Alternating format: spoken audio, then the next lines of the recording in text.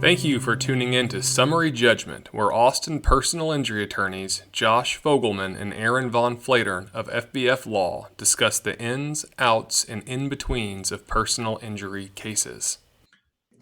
All right, welcome back to Summary Judgment. This is Aaron Von Flatern. I'm here with my law partner, Josh Fogelman from FVF Law, and we are broadcasting virtually from our offices, still in quarantine here in 2020. Today, Josh and I are talking about the topic of how much do car accident lawyers charge? And I think a lot of people have got some idea from TV, but they may not understand why car accident lawyers charge what they charge and exactly how it works. So Josh, why don't you just get us started with kind of an overview? Yeah, so generally speaking, car accident lawyers charge what's called a contingency fee. And a contingency fee simply means that a lawyer's payment is contingent upon a successful resolution of a personal injury case. You oftentimes hear this couched as a no win, no fee type situation because literally, if there is not a successful financial recovery for the client, then the lawyer does not earn any fee at all. So that's just generally speaking how a contingency fee works. One of the main benefits, of course, of a contingency fee and why we also work on a contingency fee and why we think that that's the best and most fair way to proceed for a personal injury case is simply that we don't believe that people who have been harmed by the carelessness of somebody else should suffer an immediate and direct or really any financial burden at all just to have access to their legal rights, just to get good and adequate and, in our situation, excellent legal advice. So by taking on some of the risk with the client and not putting the client in a position where they're going to be paying a retainer or paying an ongoing hourly bill, you have a relationship where you've created sort of a partnership with the client where your interests are actually directly aligned. Both parties are wanting to do their best to secure the maximum financial recovery that the law will allow because the lawyer's going to get paid a percentage of that, and the lawyer wants the client wants the lawyer working for that cause so that, of course, the client can be made whole. Yeah, I like the way you use the word partnership. That's something that I really believe in with our clients. These cases can be risky. Sometimes they don't work out, and it makes sense that we should all take that risk together. And also that helps us, stay honest as a law firm when we're signing up cases, for example.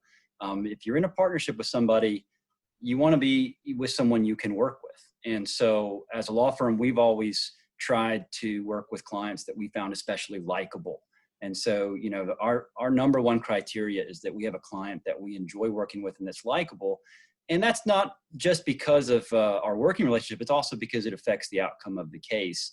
Can you talk a little bit about that, Josh? Yeah, well, one thing that I also want to add is that when one of the big, I think, questions that a lot of personal injury clients have, especially when they learn more that the lawyer's going to be taking a percentage and so forth and so on, people get concerned that they're going to be left with nothing. And unfortunately, there are some law firms out there who look after their own interests before they look after their clients' interests. And there are situations, we've heard of a lot of horror stories of clients being left footing the bill at the end of a case when their lawyer took a really large fee after a really horrible situation.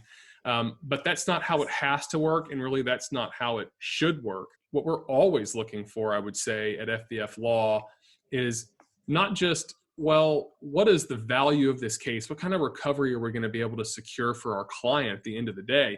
We really want to figure out how we can add value to our client's case. And there are really a variety of different ways that we've been able to successfully do that time and time again.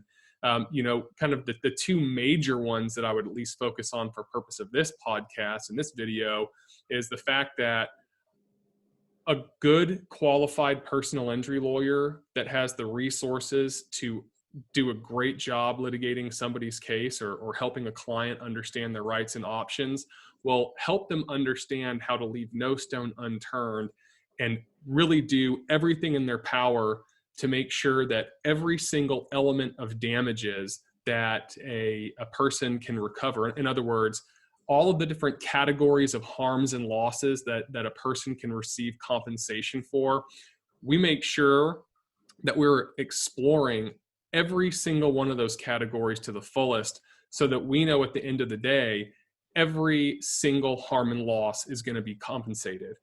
We also, of course, have a good reputation for taking cases to trial when insurance companies try to be the ones that drive the valuation of cases.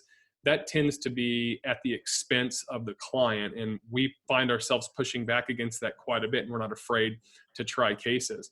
But I think insurance companies understand which lawyers have the reputation for taking them to the mat and which lawyers have the reputation for settling quick at their clients' expenses. And we definitely have the reputation for taking them to the mat. And so when we're giving an evaluation, we're fair and honest about that.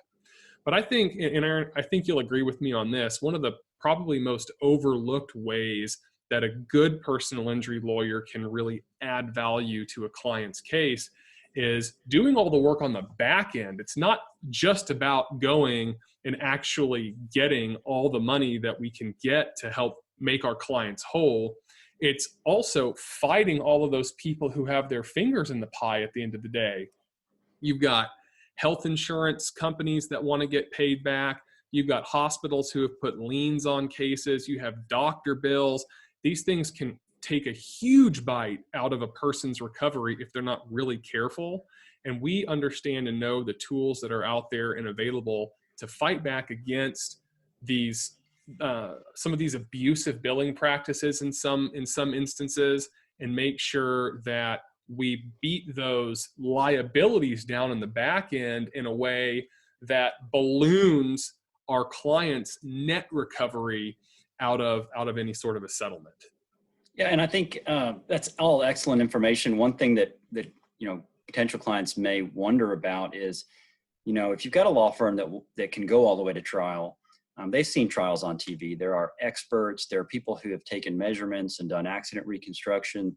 The surgeon is going to come testify, which may cost a fortune. And the client may be thinking, well, how can I afford to pay for all the experts and all the stuff that goes on to create a trial, because it looks like a big production? Can you talk a little bit about that? Yeah. So one of the main benefits, of course, of engaging a personal injury lawyer, or at least trying to find out whether you should hire a lawyer, is the fact that if you, as a personal injury victim, even if you know your rights, even if you're a practicing lawyer and know your rights so thoroughly, oftentimes that's not enough to get the job done. Unfortunately, if you're the one asserting a claim for a monetary recovery because of your harms and losses, you have the burden to prove what those harms and losses are. And it's just a costly endeavor. And so rather than, you can easily imagine a circumstance where we've had circumstances where going and trying to recover money for our clients has required us to come out of pocket tens of thousands, if not hundreds of thousands of dollars just to prove the case. And there's just no question that many people can't afford to do that on their own, which puts them at a huge disadvantage if they're trying to go down that road and take on an insurance company with their own resources. So partnering with a law firm in the right set of circumstances will completely eliminate that burden and eliminate that disadvantage and put the client on an equal playing field with the big insurance company whose job it is to pay them as little as they can get away with. Yeah, no, if I could just put in my 2 cents here, if someone's shopping for a lawyer, I would highly recommend that they take a little time and check out their online reputation. If you can tell that the firm cares about its online reputation, as FVF Law does, and I think you can see from our reviews that our clients care about us. If you can tell the lawyer cares about that, then the lawyer is going to be working in your best interest, because their job then is to make you happy, right? If they're leaving you high and dry, if they're taking all the money out of the settlement, not leaving you with any, then they're probably going to have a bad online reputation. And so that's a great place to start.